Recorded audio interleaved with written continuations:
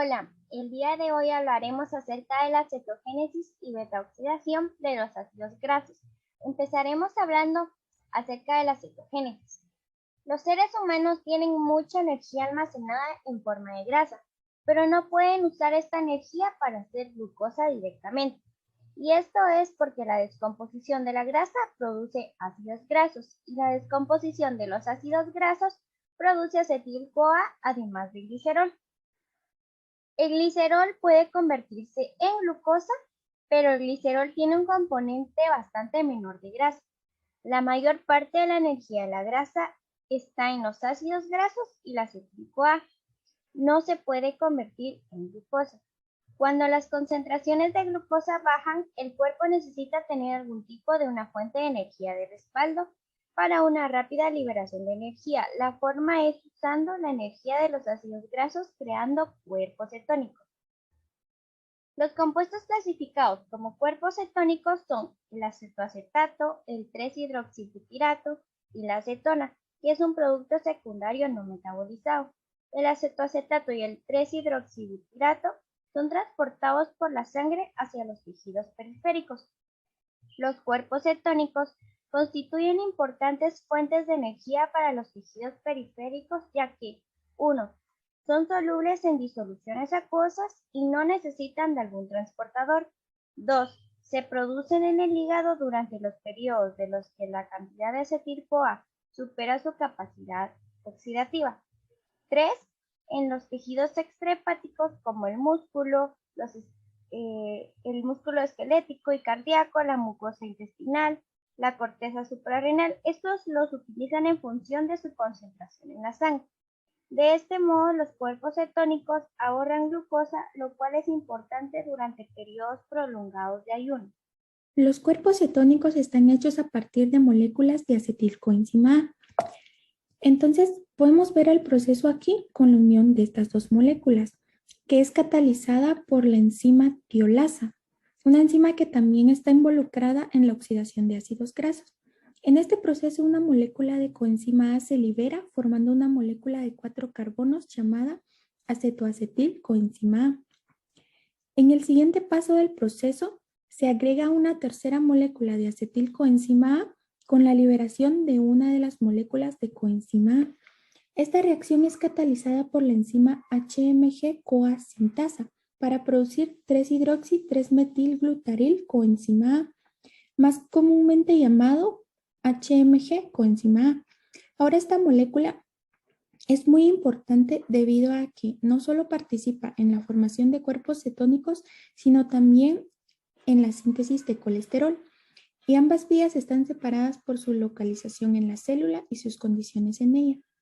La HMG coenzima A sintasa es el paso limitante en la síntesis de cuerpos cetónicos. Seguidamente, la HMG-CoA es cortada por la enzima HMG-CoA liasa, dividiendo la acetilcoenzima A para formar el primer cuerpo cetónico conocido como acetoacetato, que es una molécula de 4 carbonos.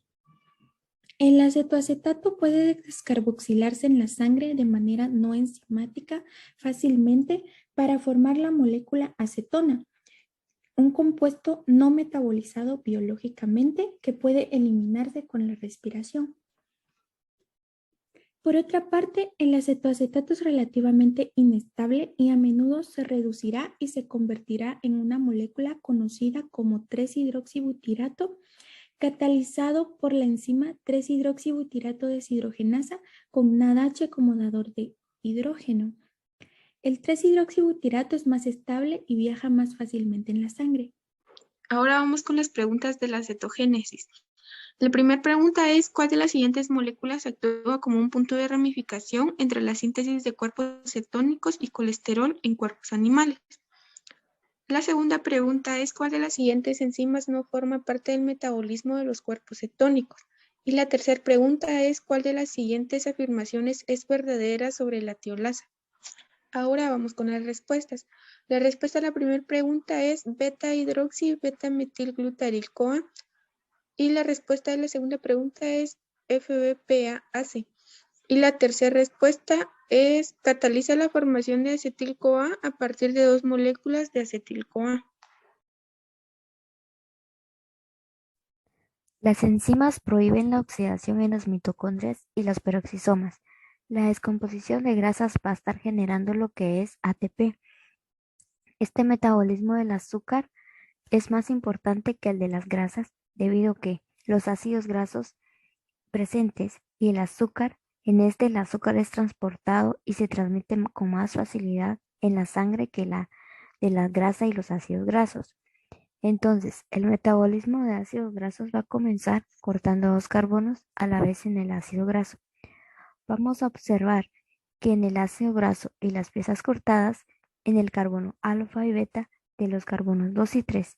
Entonces, durante este proceso de ruptura, vamos a lanzar el acetil-CoA de 2 carbonos hasta que todo el ácido graso se haya descompuesto o se haya cortado. Existe un proceso que nos va a hacer y nos va a permitir preparar los ácidos grasos para su oxidación.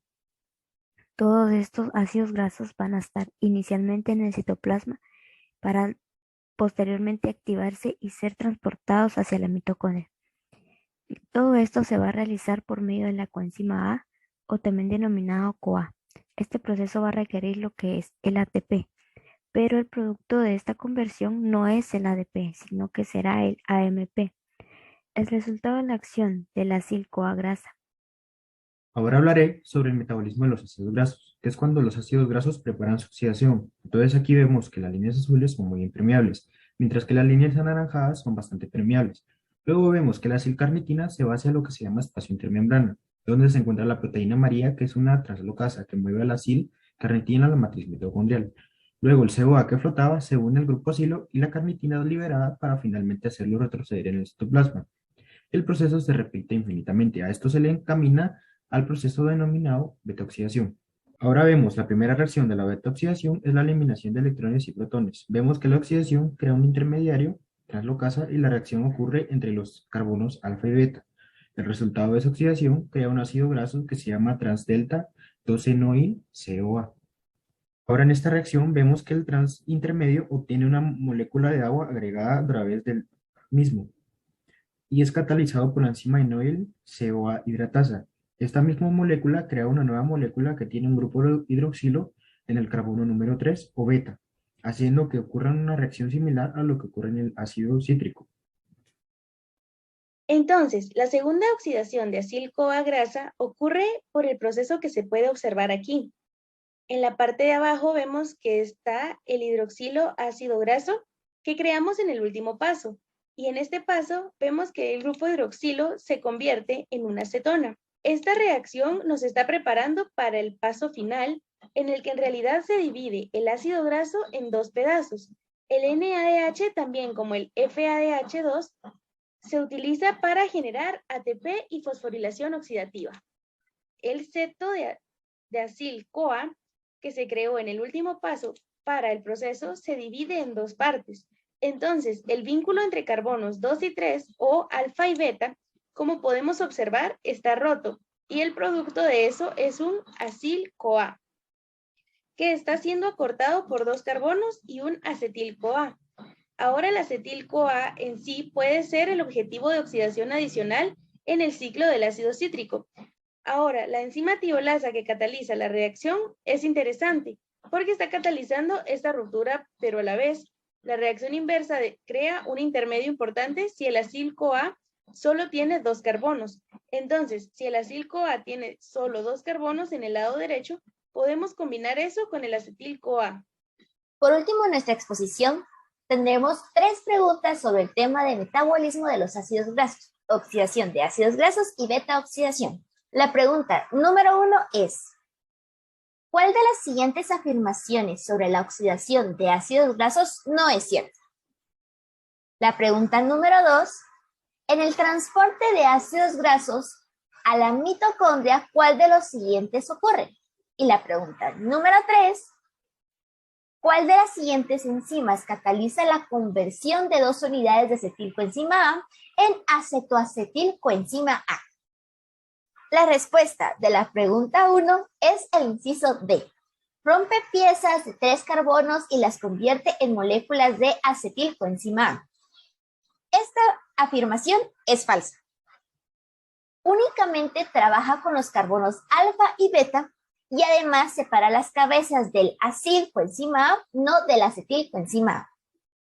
De la pregunta número 2, la respuesta correcta es el inciso A, ya que la carnitina se encuentra en el ácido graso a medida que cruza la membrana mitocondrial y es sustituida por la coenzima A dentro de la mitocondria. Y por último, tenemos la respuesta de la pregunta número 3, inciso C, la tiolasa. Y con esto damos por concluida nuestra exposición. Mil gracias.